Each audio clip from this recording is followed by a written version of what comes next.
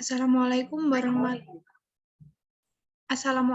warahmatullahi wabarakatuh. Perkenalkan, nama saya Drian Arum Ramesti, NPM 19.0305.0117 dari kelas 6C PGSD Universitas Muhammadiyah Magelang. Nah, di sini saya akan memaparkan materi mengenai penerapan konsep edutainment dalam pembelajaran di pendidikan anak usia dini atau PAUD.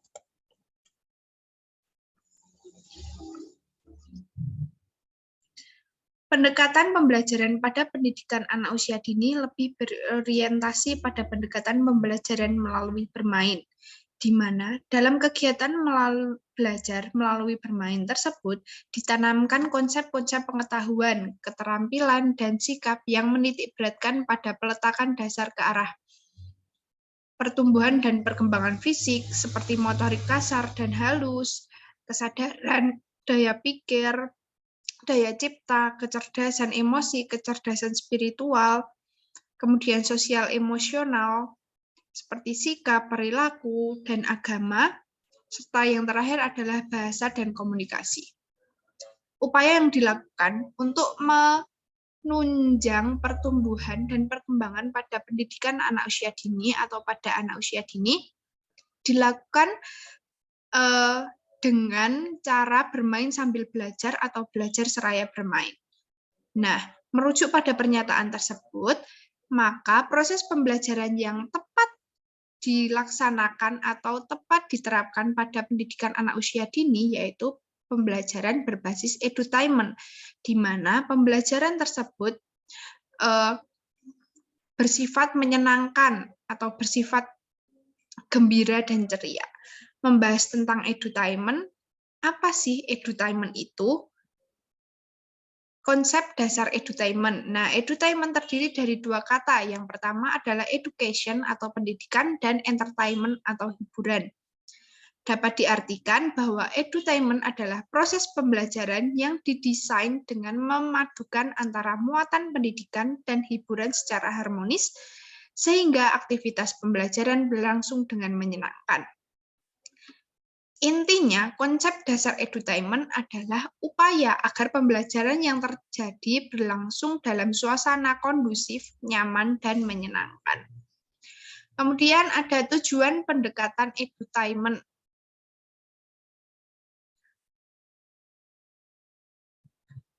Tujuannya adalah agar pembelajaran terasa menyenangkan sehingga peserta didik merasa nyaman, aman, dan tidak tegang atau merasa tertekan selama pembelajaran, sehingga materi yang diberikan dapat mudah dipahami oleh peserta didik. Konsep edutainment menawarkan berbagai strategi atau metode pembelajaran yang menarik, kreatif, inovatif, dan menyenangkan bagi peserta didik, sehingga menciptakan suasana belajar senyaman mungkin bagi peserta didik maupun bagi pendidik. Kemudian prinsip edutainment yang pertama ada menjembatani proses belajar dan proses mengajar yang diharapkan dapat meningkatkan hasil belajar. Kemudian yang kedua, pembelajaran edutainment berlangsung dalam suasana kondusif dan menyenangkan. Kita sebagai pendidik harus membangkitkan rasa senang atau rasa nyaman dalam diri peserta didik selama proses pembelajaran, sehingga pembelajaran berlangsung kondusif. Kemudian yang ketiga, menempatkan anak sebagai pusat sekaligus subjek pendidikan. Nah, proses pembelajaran itu berorientasi pada siswa, sehingga siswa yang dituntut untuk lebih aktif dalam proses belajar. Kita sebagai pendidik juga harus mampu menggali atau memahami keinginan siswa mengenai seperti apa sih pembelajaran yang diinginkan oleh siswa. Kemudian pembelajaran yang lebih humanis. Pembelajaran yang lebih humanis itu memberikan kebebasan kepada siswa untuk memilih. Jadi kita pendidik hanya bersifat sebagai fasilitator atau memfasilitasi pembelajaran, mengarahkan pembelajaran sesuai dengan bakat dan minat siswa. Kemudian ada pendekatan belajar edutainment. dalam pembelajaran anak usia dini lebih mengarah pada pembentukan karakter anak berupa kemandirian, kemampuan mengolah kreativitas, dan keterampilan mengolah dan mengembangkan motoriknya. Ada 6 aspek yang harus dikembangkan, yaitu moral, agama, sosial emosional, kognitif, motorik, bahasa, dan seni. Nah, dalam metode pembelajaran edutainment terdapat beberapa pendekatan belajar, yaitu somatik, auditory, visual, dan intelektual, atau yang biasa disingkat dengan istilah SAVI. Nah, bagaimana sih cara belajar SAVI? Yang pertama ada somatik, cara belajar yang lebih menekankan pada aspek gerak tubuh atau berbuat dengan melibatkan tubuh, seperti meraba, berlari, menari, dan lain sebagainya. Kemudian auditori. Cara belajar auditori lebih menekankan pada aspek pendengaran. Contohnya seperti membaca nyaring. Kita mengajak siswa untuk membaca nyaring, atau siswa dibuat berkelompok untuk membaca nyaring. Kemudian bercerita atau mendengarkan cerita. Kita yang bercerita atau siswa yang bercerita mengenai kegiatan sehari-harinya, dan lain sebagainya.